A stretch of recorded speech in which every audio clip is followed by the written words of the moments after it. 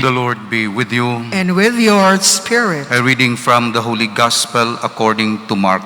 Glory to you, O Lord.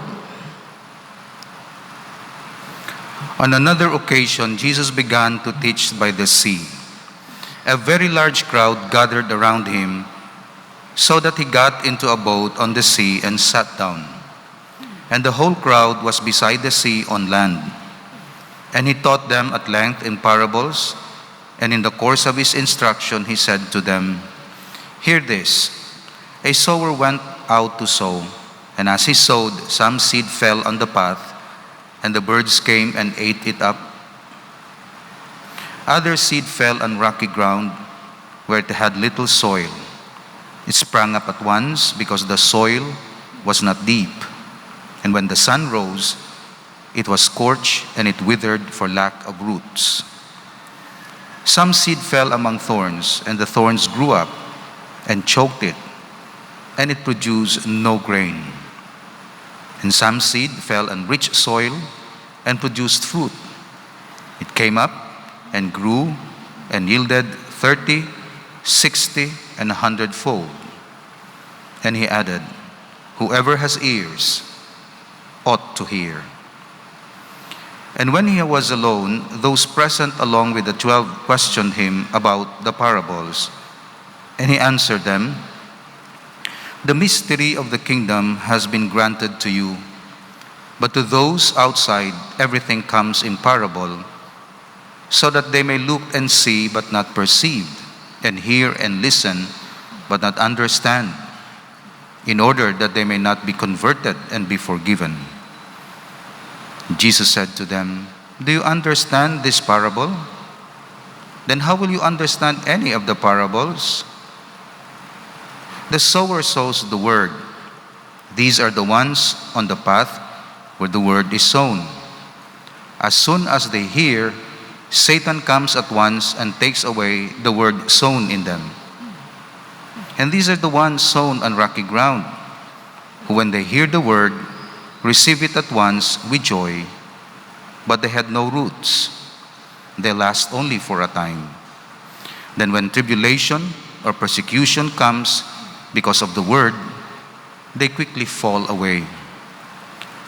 Those sown among thorns are another sort. They are the people who hear the word, but worldly anxiety, the lure of riches, and the craving of other things intrude and choke the word, and it bears no fruit. But those sown on rich soil are the ones who hear the word and accept it and bear fruit 30 and 60 and 100-fold. The gospel of the Lord. Praise to you, Lord Jesus Christ. Brothers and sisters, in the first reading, we have heard that Jesus celebrated only one Mass, and it's forever and eternal, and how it's related to our Masses every day.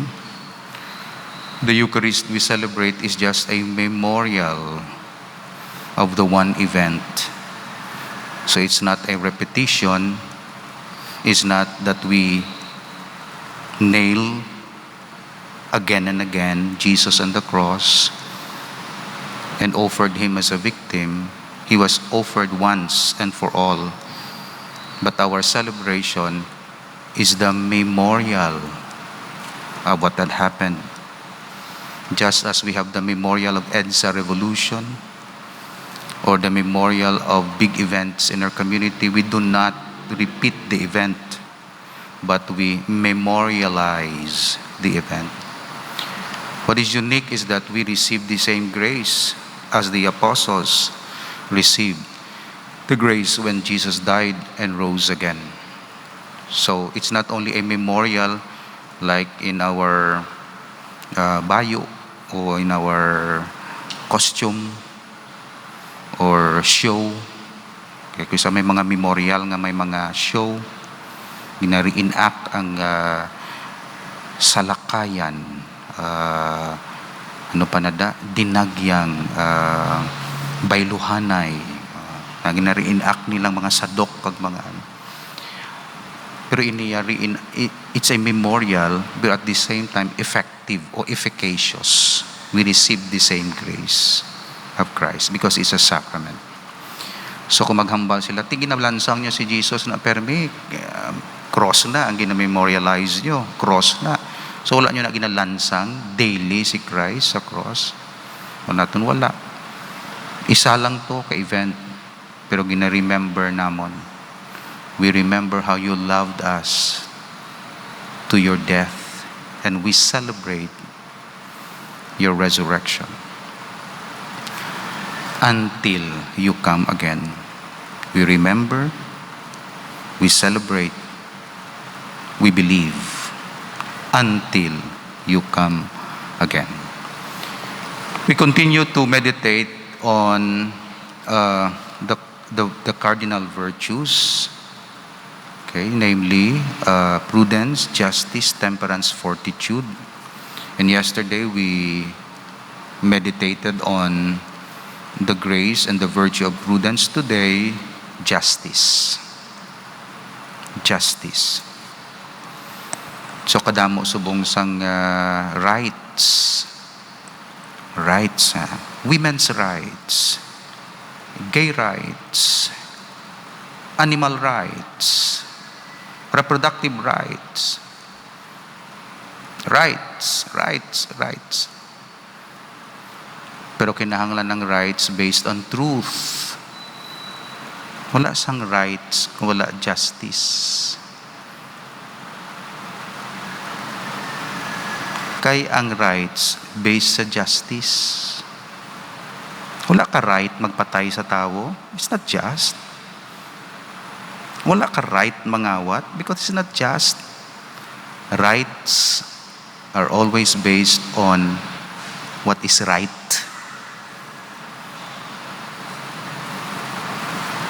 Galing subong, ang rights may tendency nga na-separate sa justice. Nga ikaw lang yung may right, iban wala haw. Hindi ng justice dira.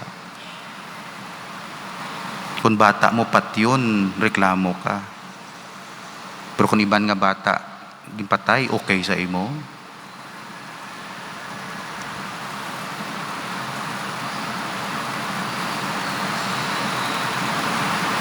Bata mo ng rape, bata sang iban ng rape. Nga kung ibong bata, death penalty, reklamo ka haw. Pero dito ang iban nga bata, way gagareklamo. Hindi ng justice, dira. Anong eksakto da? Magbaligya ka kamatis, gusto mo mahal. Pero kung magbakal ka tuuga nga, gusto mo barato haw. Hindi ng justice. Kung kuhaon mo property, reklamo ka. Pero kung ikaw ka panguha, okay lang. Kung hikayan ka, sakit buot mo. Kung ikaw manghikay. Meaning to say, ginaplastar ko, nga ang justice is giving the other his due. Hatag mo sa iya, ang para sa iya diretsyo. Kuhaon naman ng imo. Kay kung ara sa iya ang imo, wala justice. Kunyari sa imo ang iya, wala justice. Sawa mo sa iya, imo sawa, kuhaon niya.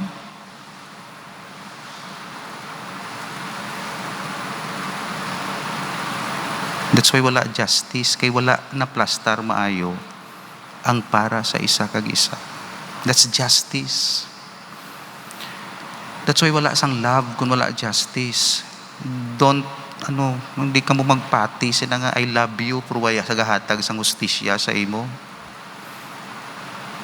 Wala na love. Feelings lang na, init lang na sang lawas. O iban nga intereses. Because love contains justice. Paano ka magsiling sa asawa mo nga I love you, nga wala mo ganing ginatagaan sang kinanglanon niya dira sa balay? I Ano na nga klase ang love? I love you, tapos kawatan mo siya. Hindi niya love. Nag-start ang love sa paghatag sang para sa iya.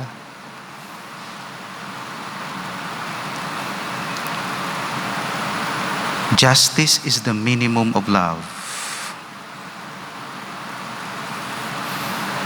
That's why isa ka leader, kung magsiling I love you, pero ginakawatan niya iya tao, wala na love.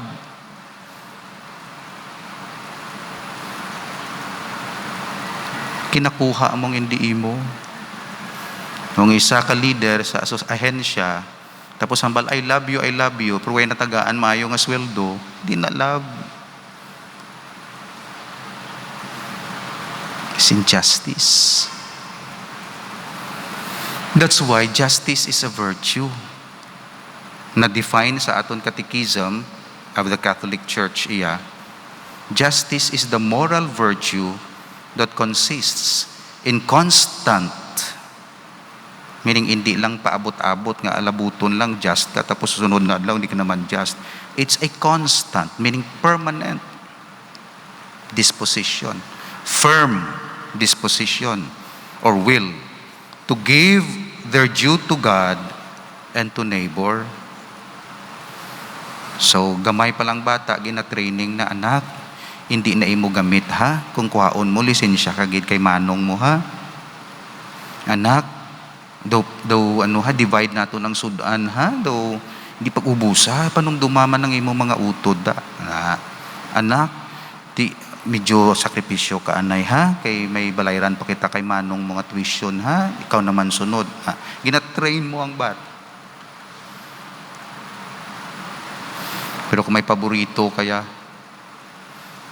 tapos way mo ito ginahatag, si Rebecca kag si Isaac may mga paborito, si Jacob kag si Esau, kundi dysfunctional family.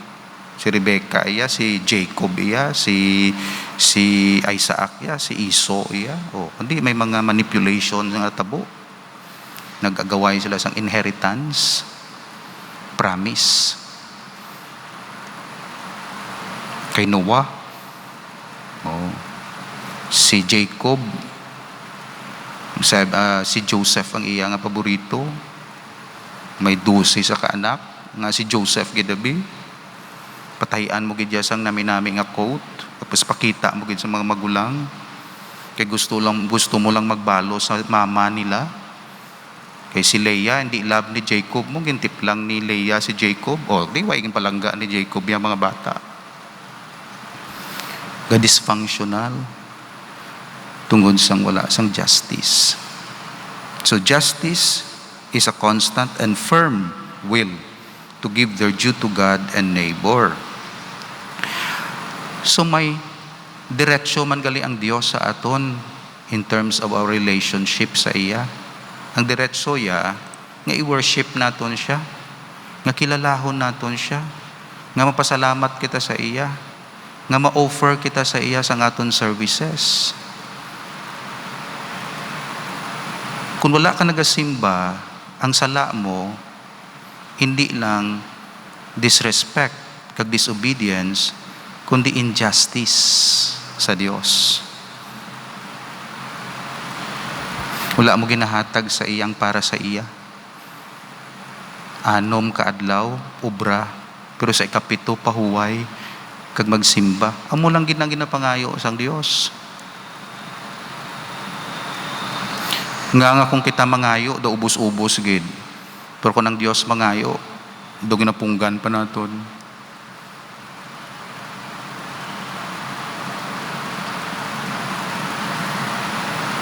Kung mangayo ta gani, Lord, palawida ka buhi ko.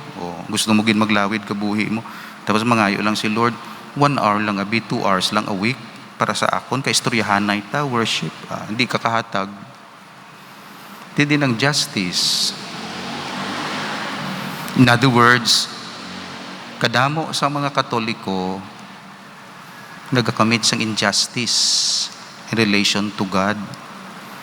Kay wala sila nagakilala, wala nila ginahatag ang para sa Diyos. Pero ang Katoliko nga nagahatag sang tiyempo, talents, treasure, portion,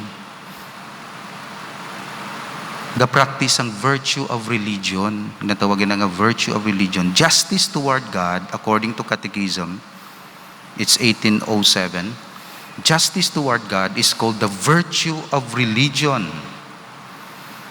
Justice toward men disposes one to respect the rights of each and to establish in human relationships the harmony or correct ordering that promotes equity with regard to persons unto the common good.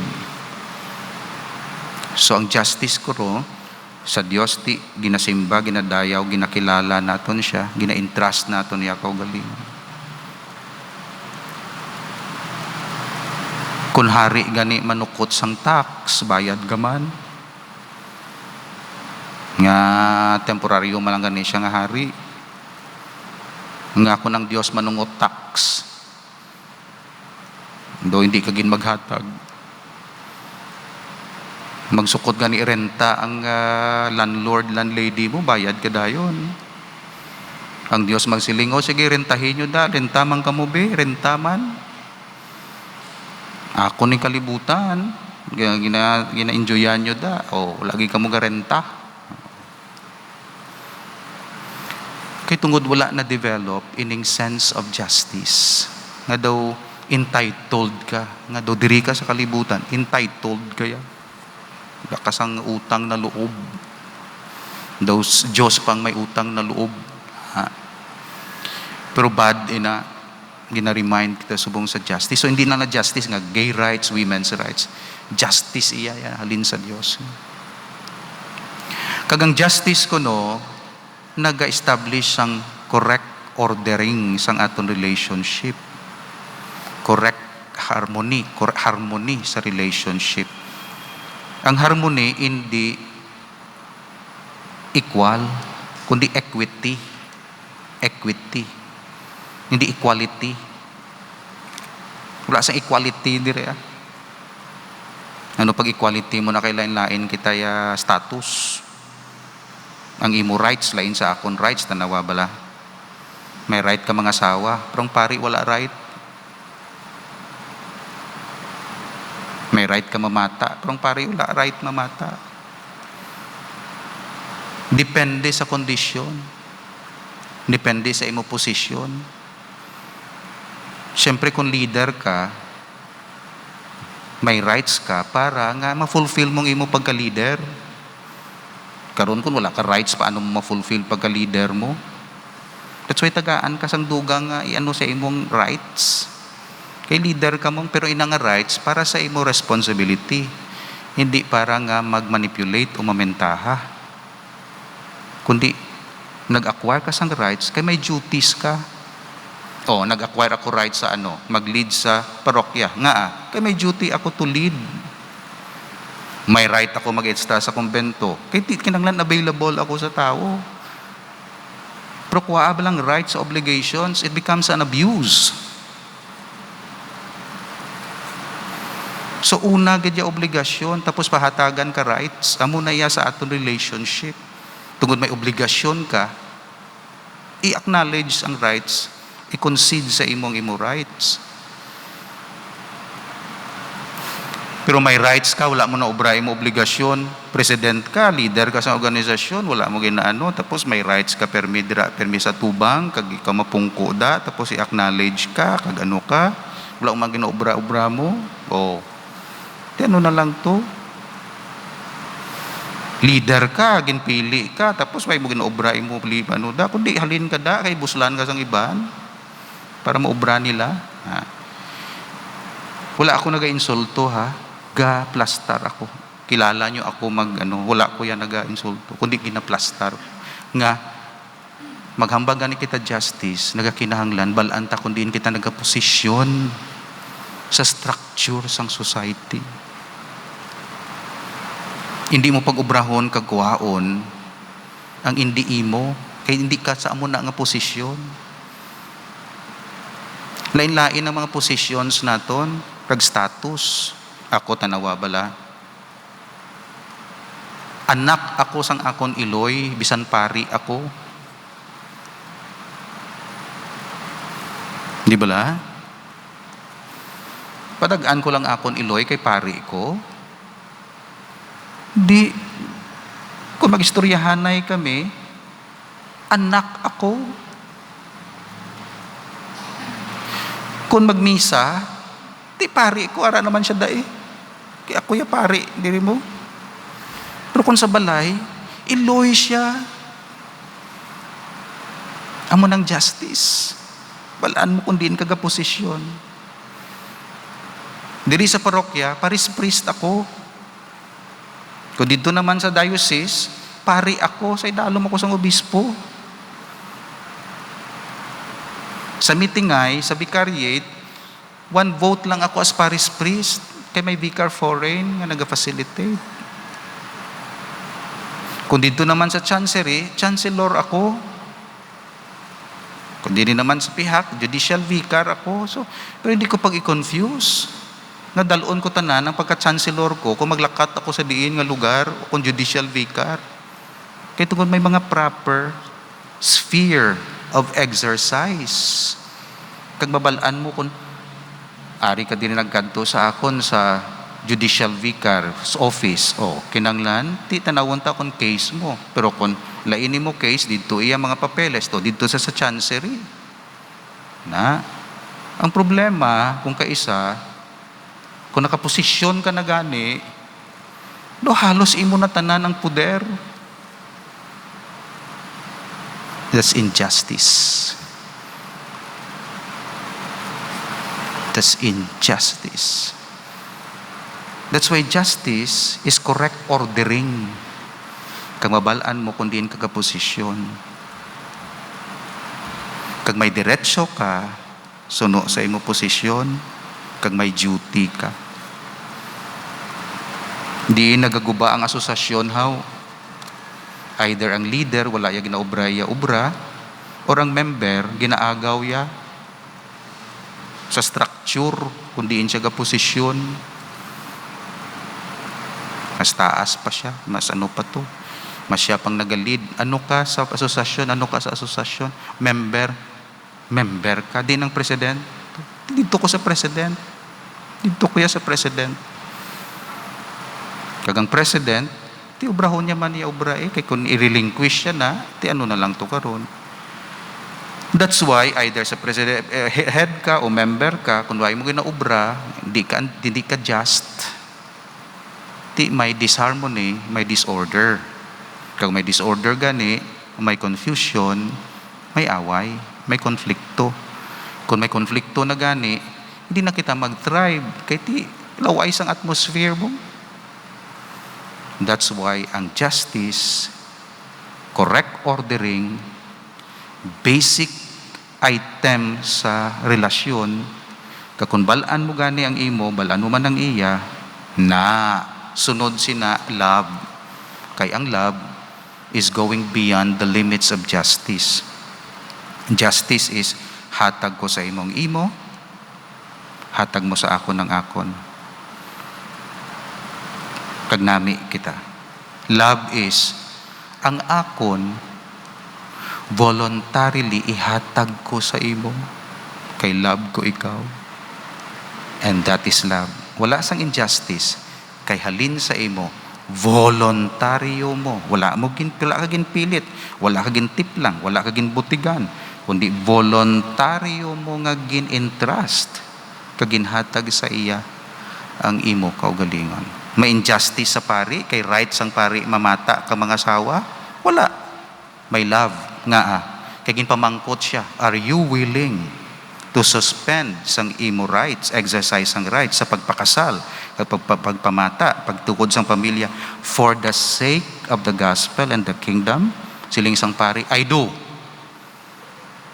Kagordenahan siya. Love na naya.